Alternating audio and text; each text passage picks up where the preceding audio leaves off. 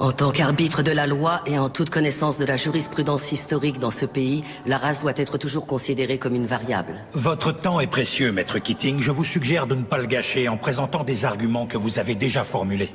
Ce ne sont pas mes mots, juge Strickland. Ce sont les vôtres.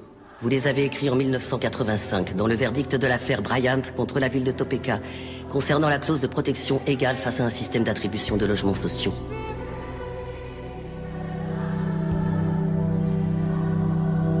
Le racisme fait partie de l'ADN des États-Unis d'Amérique.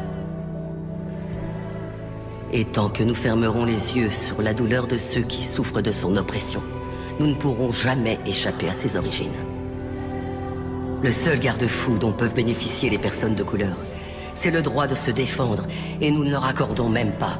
Ce qui veut dire que la promesse de l'égalité des droits n'a jamais été remplie.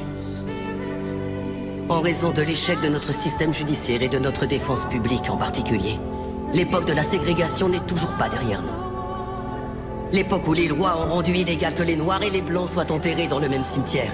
Où on catégorisait les gens en carterons ou en octavons.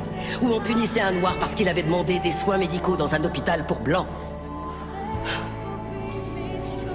Certains prétendent que l'esclavage est révolu. Mais allez dire ça aux prisonniers qui sont parqués dans des cages et à qui on dit qu'ils n'ont pas le moindre droit.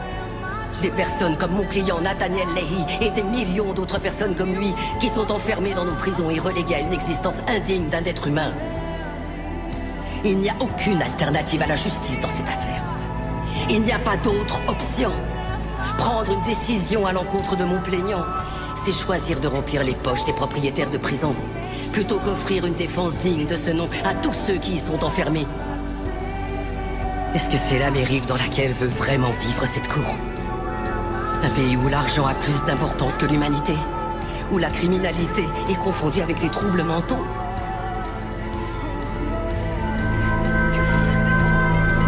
Le 6e amendement a été ratifié en 1791.